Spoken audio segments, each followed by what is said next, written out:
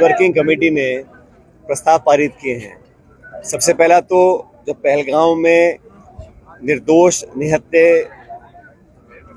लोगों को जिस तरह उन पर आक्रमण किया गया, मैं समझता हूँ ये आतंकवादी घटना नहीं थी, ये देश पर प्रहार था।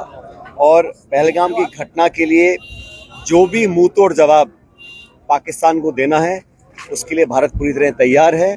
और राहुल गांधी जी ने कहा, खरगे साहब ने कहा, न सिर्फ संपूर्ण विपक्ष लेकिन 140 करोड़ एकजुट हैं आतंकवाद का सफाया करने के लिए। और जो भी पर्याप्त और उचित जवाब देना है वो सरकार को देना चाहिए। इसमें कोई किसी प्रकार की आशंका किसी को ना हो, क्योंकि जब इस प्रकार का आक्रमण भारत के ऊपर होता है तो उसका जवाब पर्याप्त मात्रा में देना चाहिए। उसके दांत खट्टे करने के लिए जो भी कदम उठाना है, हमने पहले भी कहा, भारत सरकार को तमाम अपने साधन एकत्रित करें, जो इंटेलिजेंस की सूचनाएं हैं, जो संसाधन हैं, और एक ऐसा जवाब मिलना चाहिए ताकि दोबारा ये आतंकवाद के माध्यम से भारत पर इस प्रकार को हम लोगों को अस्थिर करने के लिए, हमारे बीच दरार पैदा करने की जो नाकाम कोशिश कर रहा है पाकिस्तान, उसको हमेशा हमेशा के लिए समाप्त करना चाहिए। दूसरा, हम लोगों ने जो अभी हाल में सरकार ने अचानक जो जाति जनगणना की स्वीकृति करी है, हम सब जानते हैं सालों से कांग्रेस पार्टी और राहुल गांधी इस बात को करते आए, और हमने अपने कार्य समिति के रेजोल्यूशन में कहा है, जो हमने प्रस्ताव पारित किया है, कि ये जो जाति जनगणना है ये मात्र लोगों की जाति पूछने का सवाल नहीं होना चाहिए। आप एक कॉलम जोड़ दें और जातियों के संख्या बल इकट्ठा करें, वो हमारा उद्देश्य नहीं है। हमारा उद्देश्य है कि पूरे देश में लोग जिस स्थिति में रह रहे हैं, उनकी शैक्षिक, उनकी आर्थिक, उनकी राजनीतिक क्या परिस्थितियां हैं, सरकार का कितना लाभ उनको मिल पा रहा है, नहीं मिल पा रहा है, उनकी भागीदारी क्या है, उनके परिवार, वो लोग किस हालात में जीवन व्यतीत कर रहे हैं, उसका पूरा विश्लेषण और जो सवाल पूछे जाए, जो डाटा इकट्ठा किया जाए, वो पारदर्शी हो और समयबद्ध तरीके से काम किया जाना चाहिए। प्रधानमंत्री जी ने कहा था, सरकार ने ऐलान किया महिला आरक्षण का, कब घोषणा करी, कब लागू होगा, लेकिन ये जनगणना जो है ये समय सीमा तय कर होनी चाहिए। और हम चाहते हैं कि पूरी, जैसे राहुल गांधी जी ने कहा, एक एक्सरे हो जाए, हमें पता पड़े कहाँ किस हालात में कैसे लोग रह रहे हैं, ताकि जो नीति निर्माण हो, जो बजट आवंटन हो, जो योजनाएं हो, वो लोगों तक सही समय पहुंच सकें। कई जगह अब सरकारें जो घोषणा करती हैं उसका कोई साइंटिफिक आधार नहीं है, मनमाने तरीके से लोग इसको इतना बजट, इसको इतना पैसा, जब पूरा विश्लेषण हमारे पास होगा, डाटा हमारे पास होगा, तो हम जाके सही लोगों तक पहुंच सकते हैं, उनकी भागीदारी सुनिश्चित कर सकते हैं।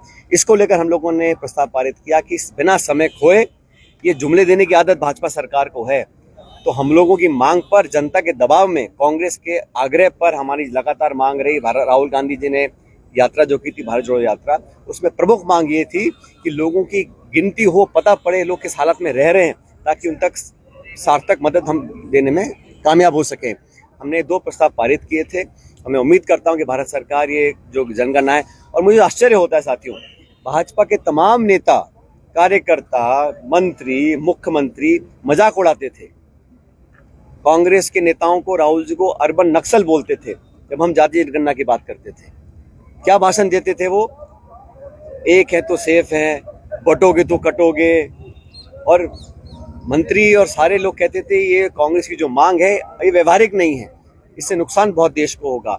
अब वो समझ गए कि भारत के लोग क्या चाहते हैं। कांग्रेस पार्टी राहुल जी के दबाव में केंद्र की सरकार को इस जाति जनगणना को स्वीकृति उन्होंने दी है।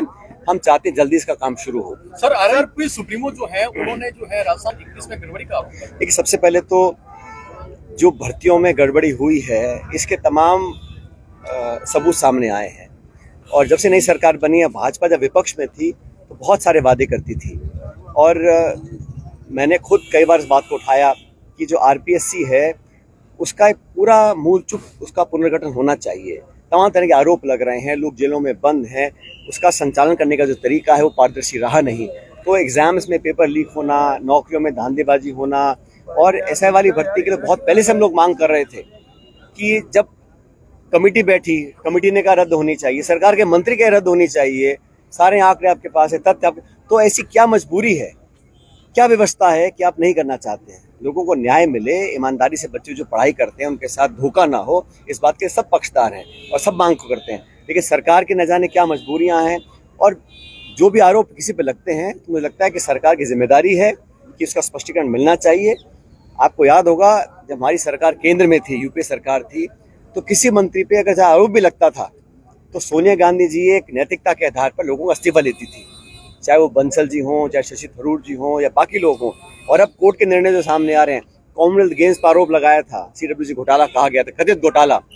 कोर्ट ने कहा कि ये मामला चालान करने लायक ही नहीं है, सिरे से खारिज कर दिया। लेकिन बावजूद उसके कांग्रेस के नेतृत्व की नैतिकता थी कि अपने मंत्रियों को पाक साफ दिखना भी चाहिए, और वो दिखता था तो पहले इस्तीफा लेते थे, फिर जांच कराते थे। ये जो सरकार है, आरोप लग रहे हैं और कोई सफाई देने को तैयार नहीं है, तो जनता भी सब देख रही है कि क्या कार्यशैली है। और मुझे दुर्भाग्य से कहना पड़ रहा है, प्रदेश में जो सरकार चल रही है, ये सिर्फ नौकरशाह इसको चला रहे हैं, और जो सरकार के भी मंत्री और विधायक हैं वो भी रोते फिर रहे हैं, उनकी कोई सुन नहीं रहा।